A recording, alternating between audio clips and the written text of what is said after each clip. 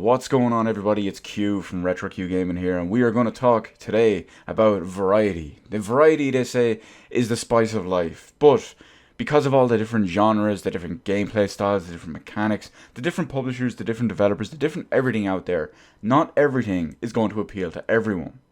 What's the old saying? You can please some of the people all of the time, and all of the people some of the time, but you can't please all of the people all of the time. And that's where today's video comes in. I'm going to take a look at some of the most, what I consider, overrated, highly acclaimed games that no matter how I read it, no matter how I understand it, no matter how I think about it, I can just not fathom whatsoever in any capacity how anyone could enjoy these games. Basically, these are some of the most overrated games I've ever played. Now, I'm not talking about ones that I still consider decent games and I can understand why people might like them a little bit more than, say, I do. Using Final Fantasy XII here as an example, it's a good game, it's a decent game, it's an above average game, but I definitely don't consider it the best Final Fantasy like many people do. So I'm not going to go and add this to the most overrated games of all times list. No, what we're going to talk about here today is games that get massive critically acclaimed, massive fan acclaim, or just get massively overly basely acclaimed simply because they have a specific person involved in them. Including but not limited to everyone complaining about almost everything to do with the game and still giving it 69 out of 10 and calling it a masterpiece.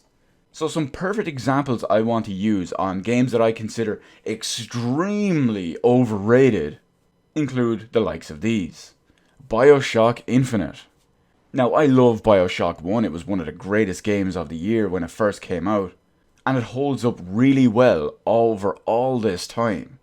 The gameplay, the story, the mechanics, the characters, the lore, everything about it works so well. And sure, the gameplay wasn't 100% top notch, but everything else helped carry through that. And of course, you do give it a little bit of leeway considering when it released.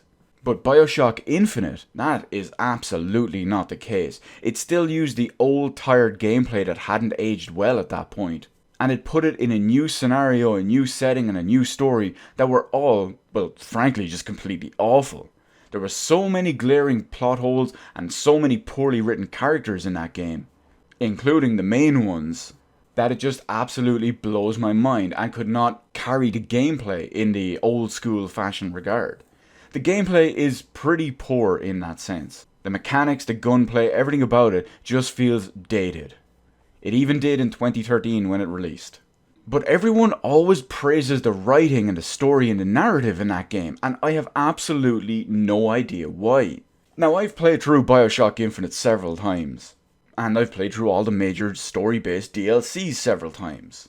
I completely understand the story. In fact, if you go back and watched when I streamed the entire game and the major story DLCs, I believe it was last year, they're still archived here on the channel, I explained a convoluted narrative that they like to pretend to do on purpose as it's happening, and then I give a recap of the entire thing, proving that even though someone's typing it in the comment section below already, Q, you just didn't understand the story.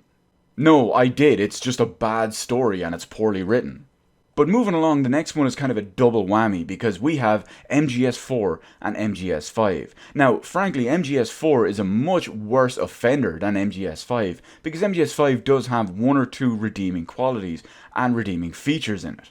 The engine and, we'll call it mechanics of MGS5, as well as the animations and the potential, is fantastic. However, in execution, it's absolutely brutal. I've only ever played 3 games that I considered boringly repetitive. The other ones are Battlefield 4 and Assassin's Creed Brotherhood. Which is kind of funny because when you think about it, people give so much shit to games like Call of Duty and Battlefield and whatnot, as well as like Watch Dogs and Assassin's Creed, stuff that comes out fairly regularly for being the same thing. But no, MGS5 was absolutely 100% one of the most repetitive games I have ever played in my life. Coupled with the disaster of a story, the complete insanity that was the writing. Someone's just going to say, oh, Kojima going to Kojima. And the most barren, bland, worst open world I've ever seen. Although I should put a little asterisk on that, because the verdict is still out. Or at least it's been put back out, because while MGS5 did hold that title for a few years, Death Stranding is coming soon, and that looks like it might take back the crown. And what do you know? It's another Kojima game. But let's go back to MGS4 just for a second. MGS4 has absolutely no redeeming qualities or no redeeming features about it in any way, shape, or form. MGS4 is an absolute disaster in every possible aspect. Even removing the fact that the game runs in standard definition at something like 564p and spends almost the entire game at 20 FPS. Pretty much everything about it is just incoherently bad. Every single gameplay mechanic I can think of, short of the Octo Camo, is absolutely awful.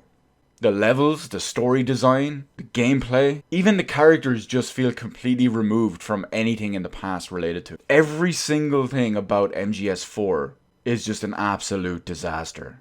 But that can bring us on to one of our, I won't call it quintessential, I won't call it penultimate, especially because they're two different placings. But I don't want to give it first place or second place, but it's still first place if you will on this list, but it's just not first place overall. And that game is Nier Automata. It absolutely blows my mind that anyone praises this game like they do. I played through the main story. I didn't do the 2 additional stories, the post-game bonus content, if you will. If anyone goes out there and tries to say, oh, that's 2/3 of the story, well, design your game better. But that's probably a lot to ask coming from Platinum Games. But I found the story in that game extremely bland. I had absolutely no investment whatsoever because of the story, the characters, anything. And the thing that really did it and pushed me over the edge on just how resoundingly meh the entire thing was, the gameplay was incredibly repetitive. It was just mash, mash, mash. After a while, I just gave up on doing fancy, exquisite, flourishing combos with all my extra moves because I just didn't even need to. It felt more basic and more toned down than original Devil May Cry, and that was a good game. That had good mechanics, good gameplay. But no, that game just did not do it for me whatsoever. So anyway, that's it. We have a look at some of the more overrated games out there, some of the more popular ones that I just do not understand. From BioShock's disastrous writing, how I don't comprehend how anyone can defend it, to all those people giving MGS5 69 out of 10 despite in the same breath, the same sentence, the same tweet, the same video, the same review, how it has no story, extremely repetitive gameplay, an extremely barren, dead open world, and so many other glaring flaws. But hey, it's still 69 out of 10 Kojima masterpiece. So let me know in the comments section below what's some of the most overrated games you've ever played. The ones that you look around everywhere and see getting 10 out of 10, 9.9 out of 10, 69 out of 10, for whatever reason, but just blows your mind and you can just not understand it. Let me know all that good stuff in the comments section below. Hit the appropriate button to let me know I did on the video, and while you're at it, why not head on over and hit the subscribe button and even ring the little notification bell. Granted, getting a notification from YouTube in current year about a new video upload or a live stream or whatever is a whole other story, but hey, at least you can say you tried, am I right? As always, thank you so much for watching, and I will see you in the rest of the videos in my channel. Oh, and if anyone says Final Fantasy VII, I'm fucking killing everybody.